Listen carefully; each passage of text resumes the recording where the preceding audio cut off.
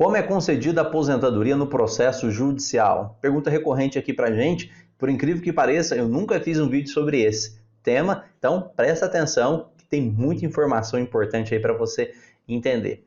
Legal? Bom, então vamos por partes. Aqui a gente está falando, pessoal, das concessões de benefício, né, aposentadoria concedida no processo judicial. E a primeira coisa que você tem que entender, só vai para o processo judicial aqueles benefícios que foram indeferidos no processo administrativo. O que é o processo administrativo? É o INSS. Só vai para o processo judicial quando o INSS nega o seu pedido ou quando o INSS concede o pedido e você acredita que aquele pedido que ele concedeu está errado. Aí você vai para o processo judicial.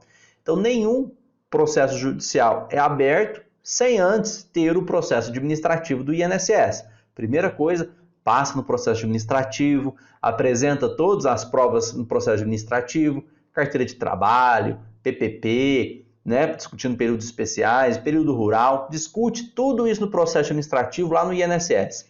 Se o INSS negou, aí que você vai para o processo judicial. Ou se o INSS concedeu e você acredita que tem alguma coisa errada, e se efetivamente estiver alguma coisa errada, aí você vai para o processo judicial. Se o INSS concedeu certinho no processo administrativo, se os valores estão tudo certinho, não tem por que você acionar o judiciário, está tudo correto, deixa tudo do jeito que está. Mas vamos imaginar que foi negado o teu processo de aposentadoria, que acontece muito, tem muito mais negativo do que concessão, tá? E aí você vai discutir isso no processo judiciário. Como que é concedida a minha aposentadoria, doutor? Nesse processo aí judiciário. Então, para você entender, né? Quando você entra com um processo judicial, a primeira coisa que você tem que informar, demonstrar para o juiz é por que o INSS está errado naquela análise que ele fez no processo administrativo. Então, a primeira coisa que tem que ficar demonstrado é o equívoco da administração pública, né, do INSS, na análise do seu processo administrativo. Isso tem que ficar muito claro. É o que a gente chama aqui de pontos controversos. O que é que está diferente do processo administrativo que você acredita que está errado e que deveria estar certo? Você vai demonstrar isso para o juiz, de uma forma bem simples, eu estou falando, e você vai falar os fundamentos daquilo que você está falando. Olha, é esse ponto aqui que eu quero discutir, fundamentado nessa lei, nessa legislação, e é isso que eu quero pedir. Então, basicamente, a estrutura do processo judicial é isso, você demonstrar os equívocos que o INSS cometeu, enquadrar isso numa legislação e pedir isso no processo judicial. Parece simples, mas você interpretar todo um processo administrativo, entender o que foi discutido ali naquele processo administrativo e enquadrar isso num direito do segurado, nessa quantidade de legislações que a gente tem em direito previdenciário, é bem complexo e depende de uma análise bem criteriosa, tanto para concessão quanto para revisão. Mas vamos lá, e aí você entrou com o processo judicial, foi tudo estruturado, e aí o juiz, a primeira análise que ele faz no processo judicial, ele vai ler a sua petição e vai verificar se você se enquadra como prioridade no processo, aí o seu advogado vai estar pedindo, ou você é deficiente, ou você é um idoso, vai analisar a justiça gratuita, se você se enquadra na justiça gratuita ou se você não se enquadra na justiça gratuita, se você vai ter que pagar as custas processuais, vai analisar se foi solicitada aí uma audiência de conciliação ou não, e depois ele vai citar o INSS. E o que é citar o INSS? Citar o INSS é falar para o INSS, olha, estão entrando com processo judicial aqui contra você, defenda-se. É isso basicamente que faz a citação, tá? Tá falando para alguém que tem um processo contra ela e ela precisa se defender. E aí o INSS tem um prazo de 30 dias úteis para fazer essa manifestação. E o INSS vai alegar por que a decisão administrativa do processo administrativo está correto e por que a nossa manifestação, né, judicial, quando você entra com o processo, está equivocada. E ele vai contestar essa manifestação, né? Nossa, essa inicial nossa. Contestou e o juiz vai abrir prazo para o seu advogado, para a sua advogada se manifestar. Olha, o INSS contestou a sua inicial falando isso, isso e isso. Agora você tem o direito de replicar, que a gente chama aqui de réplica ou manifestação da contestação. E aí você vai verificar o que o INSS falou lá nessa contestação, vai reanalisar o processo administrativo, vai ver a sua inicial, vai trazer os fundamentos e vai discutir. O INSS, às vezes, ele pode impugnar a sua justiça gratuita que foi concedida, falando que você ganha mais do que o devido e consegue arcar com as custas. O INSS vai é tentar justificar a decisão administrativa para negar a concessão do benefício a você. E aí você, em réplica, vai demonstrar novamente por que está correto, por que não está correto, vai solicitar novas provas, se for o caso, dependendo da alegação, ou seja, tem todo um processo em andamento, e é por isso que o processo judicial demora, porque as fases processuais são seguidas, os prazos são respeitados. O INSS tem prazo dobrado para responder toda e qualquer manifestação, inclusive em recursos, e aí o processo judicial se alonga. Às vezes tem audiência para ser realizada, às vezes tem uma perícia técnica para ser realizada numa empresa, às vezes tem uma perícia médica, uma perícia social, e tudo acaba se enrolando e demorando um pouquinho mais no processo judicial. Perfeito, doutor, mas vamos aí agora na fase de como é concedido o meu benefício. Depois que você provou tudo que você acredita que estava correto no processo administrativo que o INSS fez errado, vem aí a sentença judicial. E a sentença judicial, nesta sentença, o juiz te concede benefício. Ele fala, olha, realmente os fundamentos que você apresentou aqui para mim está correto e o INSS está errado, então o seu benefício aí foi procedente. E aí o juiz vai determinar, ele foi procedente a partir de quando? Foi desde a data do processo administrativo, foi necessário reafirmar a DER por algum período, e aí ele vai estabelecer o benefício que foi concedido, a data de início desse benefício, de acordo com o pedido do seu advogado, obviamente, e juros e correção monetária, e como é aplicado os juros, como é aplicada a correção monetária. E aí, se o seu advogado pediu, se vocês conversaram sobre isso, o juiz concede ou não, que a gente chama aqui de tutela antecipada, tá? E o que é a tutela antecipada? Nada mais é do que te conceder um benefício antecipadamente antes da finalização do processo. Veja que a gente está na sentença de primeiro grau ainda. E o juiz fala, concedo a tutela para que seja concedido o benefício previdenciário.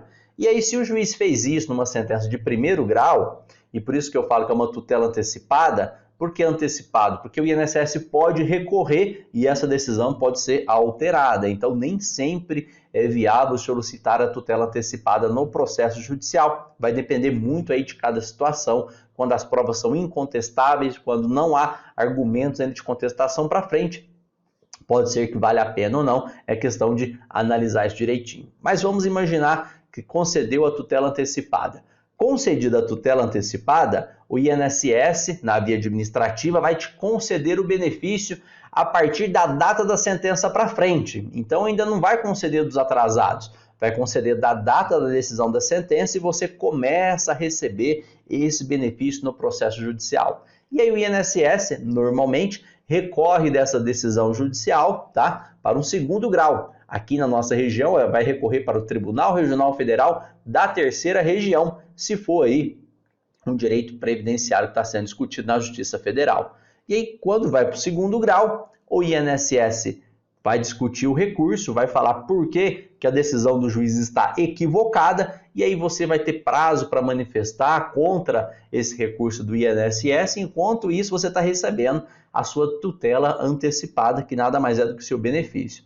E vamos imaginar que chegou no segundo grau e o INSS não conseguiu alterar a decisão judicial de primeiro grau. E aí cabe mais recurso, né? Então, se chegou no segundo grau, o INSS vai analisar se aquele desembargador que analisou, né, um órgão, um colegiado de desembargadores, quando saiu aí o acórdão, não sei se o acórdão foi omisso, se ele foi contraditório, se faltou alguma parte dele, ele pode embargar, que a gente chama aqui, e aí tem prazo para embargar. Ou se não teve nenhuma dessa situação, ele vai entrar com recursos em instâncias superiores.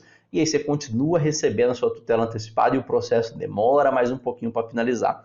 Mas vamos imaginar que o INSS não recorra, só fica ali em segundo grau no Tribunal Regional Federal, tá? No nosso caso aqui da Terceira Região, e finalizou o seu processo aí. Tem que transcorrer o prazo de entrada com recurso, tanto da parte do INSS, que são de 30 dias úteis após a publicação aí do acórdão, e tem que transcorrer o prazo também do seu advogado entrar com o processo.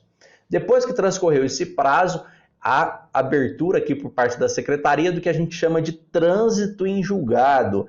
E aí sim, depois do trânsito em julgado, é que aquela decisão da sentença de primeiro grau que foi improcedente não consegue ser modificada. E aí finalizou essa parte que a gente chama do processo judicial de conhecimento, onde você mostrou para o juiz por que o processo administrativo estava errado, o INSS contestou, saiu a sentença, saiu o recurso, transitou em julgado, acabou a fase de conhecimento do processo judicial, você demonstrou que o seu cliente tem direito de receber aquele benefício, inclusive ele já está recebendo por conta da tutela. E aí abre uma nova fase judicial, fase de cumprimento de sentença, porque o que é o cumprimento de sentença? Nada mais é do que informar para o juiz, né? Olha, já foi finalizado, o processo já está decidido, esses foram os termos da sentença, agora eu quero que o INSS cumpra o que foi determinado. Se você já está recebendo o benefício da tutela antecipada, como eu expliquei, recebendo seu benefício antecipadamente, você vai pedir aí o pagamento dos valores retroativos, dependendo da data que o juiz fixou. Então, a data de entrada do requerimento lá no processo administrativo foi fixada nessa data, aí você vai pegar os parâmetros da sentença, tá? Que pagamento de valores, vamos imaginar, desde 2018, aplicar juro, correção monetária, índice de correção, de acordo com o que foi determinado em sentença, e vai mostrar para o INSS exigir esse pagamento. Se não foi concedida a tutela antecipada, é somente após o trânsito em julgado, na fase de cumprimento da sentença, que você vai pedir todos os valores em atraso, como eu expliquei, mais a implantação do benefício. E aí sim, a partir daí o INSS é intimado para dar cumprimento naquela sentença judicial. E aí vamos imaginar que você já está recebendo aí a sua tutela antecipada. Então, o INSS ele vai calcular, junto com o seu advogado, vai apresentar os cálculos da data da entrada do requerimento, se foi assim determinado no processo judicial, até a data do cumprimento da implantação do benefício, que é a sentença de primeiro grau. Então, você vai ter esses atrasados para receber, de quando você fez o pedido administrativo até a concessão da tutela antecipada. Se tiver tudo certinho, vai apresentar os cálculos e vai informar em juízo. Se não foi concedida a tutela antecipada, você vai aplicar a data de entrada do requerimento até a data da concessão aqui do cumprimento de sentença, tudo como atrasados. Então, o valor de atrasados vai depender da implantação ou não da implantação da tutela antecipada no processo. Lembrando que no processo judicial, o seu benefício, né, a aposentadoria, a sua aposentadoria, ela só torna-se definitiva com a certidão de trânsito em julgado. Trânsito em julgado não tem como mais alterar. Por isso que o processo judicial normalmente demora. O processo judicial, o INSS, tem prazo em dobro para toda e qualquer manifestação, seja para contestar, seja para entrar com recurso judicial, seja para apresentar manifestação pericial, o prazo dele é sempre dobrado e acaba demorando um tempo para realizar todos esses atos. Concessão do benefício finalizada, determinada somente após o trânsito em julgado, e é assim que é concedida a sua aposentadoria no processo judicial, bem diferente do processo administrativo. Depois que concedido seu benefício, apurados os atrasados, aí nos atrasados vai ser identificado o valor que foi apurado. Se foi apurado até 60 salários mínimos, né? O salário mínimo hoje está 1.212, 60 vezes disso vai ser pago por meio de uma guia chamada RPV, que é requisição de pequeno valor, que depois de transmitida para o tribunal é paga em até 60 dias. Se não for o caso de RPV, vai ser pago aí por meio de precatório, que são valores superiores a 60 salários mínimos, que pode ser pago aí em até 2 anos, normalmente acaba demorando um pouquinho mais o precatório, dependendo da data de emissão. Então, no processo judicial é bem diferente do processo administrativo, demora bem mais do que o processo administrativo e a concessão da sua aposentadoria é feita dessa forma, só para você entender exatamente aí como é concedido. Lembrando que torna-se definitivo somente com o trânsito em julgado, definido aí no processo judicial. Perfeito? Espero que tenha ficado claro, tenha explicado você no passo a passo direitinho. Se ficou com dúvidas, deixe aqui para mim nos comentários para eu entender as suas dúvidas, porque eu sei que o processo judicial pode ser um pouquinho mais complicado de entender, mas eu vou estar respondendo diretamente para você e te ajudando, tá bom? Vem com a gente que amanhã tem Papo Previdenciário. Até lá! Tchau!